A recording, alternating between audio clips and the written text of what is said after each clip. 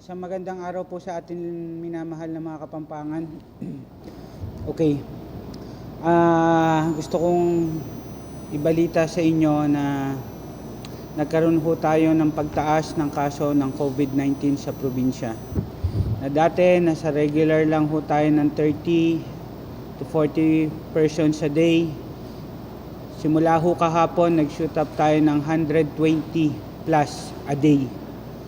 As of today, 12 p.m., nasa 75 na ho ang cases ng COVID-19 natin. So, ang ibig sabihin po nito, nagkaroon tayo ng surge ng COVID-19 sa province natin.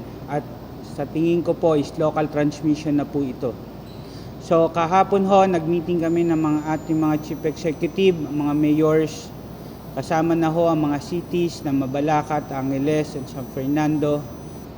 At nagkaisa ho kami sa executive order na ilalabas po ng probinsya. So, ang executive order na ito ay mako-cover din po ang City of Angeles. Okay?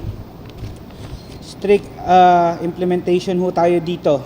Date of effectivity ng executive order is March 20 at 12:01 a.m. to 5 a.m. of April 5. So kung titignan ho natin, nasa 17 days ho itong implementation nitong executive order na to. Okay.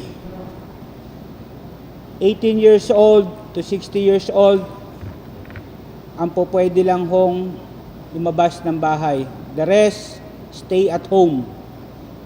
Okay. Pregnant women, stay at home.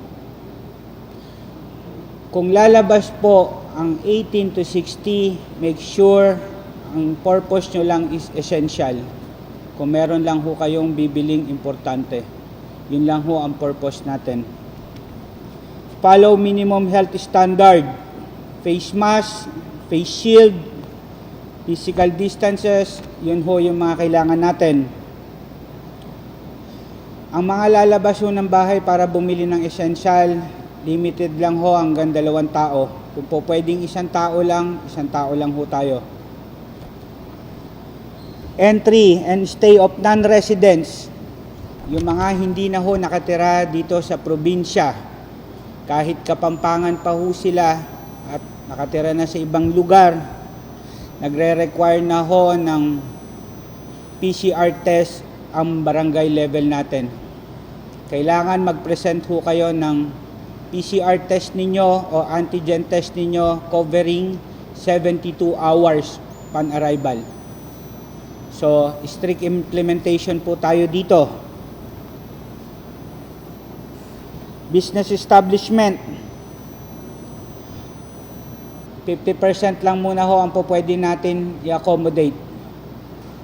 Especially groceries, restaurants, up to 50% lang muna ho ang i-accommodate natin. At observe health protocol. Hindi ho nyo pwedeng papasukin ng walang face mask at walang face shield. Yung distance ho ng mga tables natin, kailangan ho kayong strict implementation. Hindi ho pwedeng dikit-dikit. Once na lumabag po ang mga business establishment dito, sa oras na yon, closure po kayo kagad pag naabutan ho kayo ng mga kapulisan natin. Curfew, 10 p.m. to 5 a.m. ang curfew po natin. At liquor ban tayo. Sa date ng executive order na to, liquor ban ho tayo. Bawal magbenta ng alak at bawal bumili. Pag may nahuli po, kakasuhan po kayo. Public market guidelines. Ang local chief executive ho natin ang maglalabas ng guidelines dyan, ang mga inyong mga mayors. Kailangan ho natin na magkaroon din ng limit ang pagpasok sa mga market, public market ngayon. Activation of barangay checkpoint. Mandatory na ho to na ang barangay officials natin ay kailangan gumalaw. Barangay checkpoint but headed by our PNP. Nandito ang ating Provincial Director, si PD Ibay, at nandito rin ho si Colonel Garce ng Philippine Army. Magtutulong-tulong ho kami para sa implementation po nito.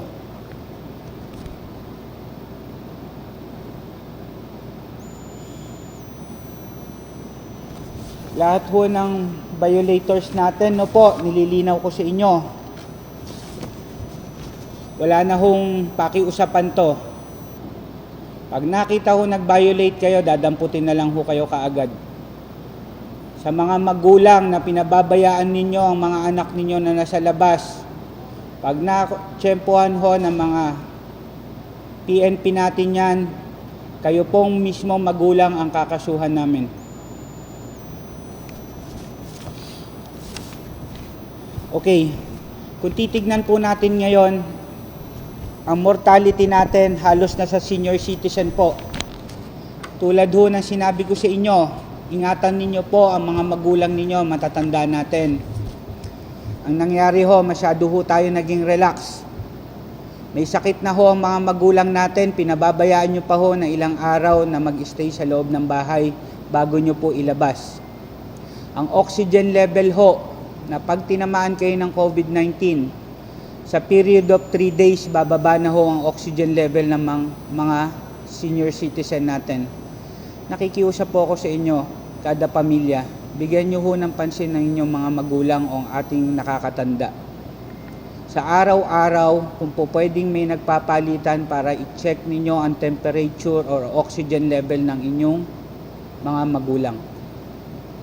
Yung mga bumibisita sa mga magulang nila o sa ating mga senior citizen, iwasan nyo muna po.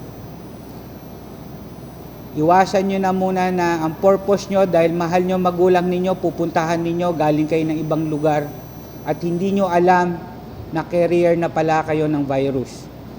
Yun ho ang nagiging problema natin ngayon. So, magdi-distribute po kami ng pulse oximeter at temperature thermometer to all barangays.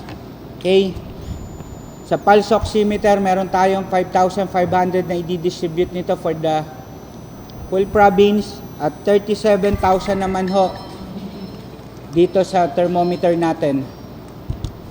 Ito po, kung ang magulang ninyo, tingin nyo, may lagnat o may sakit, manghiram ho kayo sa barangay health worker natin ito.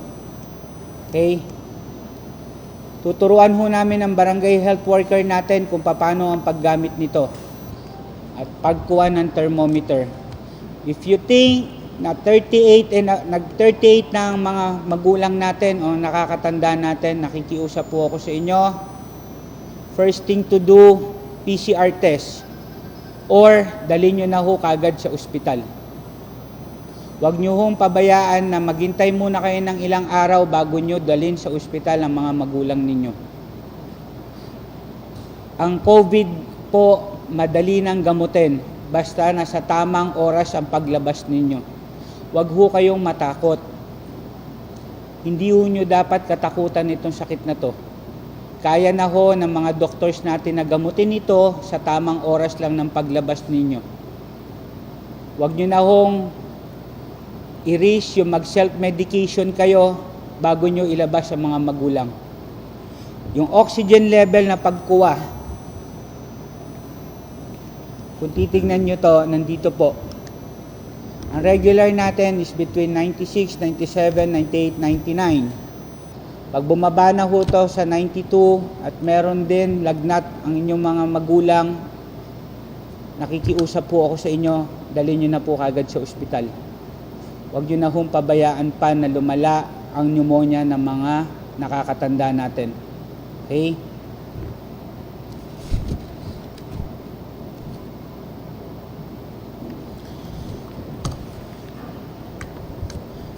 Sa akin po mga kababayan, itong pagtaas po ng COVID-19 cases natin, aminin ko po sa inyo, natakot din po ako nung naibigay ang report kagahapon sa akin. Pero ang kailangan ho natin dito, mag-focus muna ho tayong mga Kapampangan. Kailangan tayong magtulungan Kailangan natin ng tulong ng isa't isa. Sa anong paraan? Proteksyonan nyo ang inyong pamamahay. Kung po pwede natin tawaging residence lockdown, home lockdown, ang ibig ko pong sabihin, i-lockdown nyo ang inyong pamamahay. Huwag nyong pabayaan na merong ibang tao na papasok sa inyong pamamahay na hindi nyo doon nakatira. Huwag muna ho kayong tumanggap ng mga bisita. Barangay official, hindi po pwede ang mga ibang barangay bibisita sa barangay ninyo unless na workers sila. Kung ano yung in-implement natin noong December, ganun pa rin ho ang i-implement natin, pero mas mahaba po ang period natin ngayon. Kailangan ho natin pababain itong kaso natin. Bakit po? Mapupuno po ang mga ospital natin at ang isolation facilities natin. At ngayon, nakafocus pa rin ho tayo sa pagbabakuna ng lahat ng frontliner.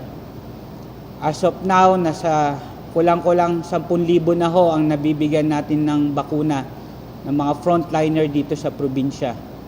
Continuous pa rin ho ang dating ng bakuna. Kailangan ho natin tapusin lahat ng frontliner natin to barangay level. So, masyado na pong exhausted lahat ang mga frontliner natin.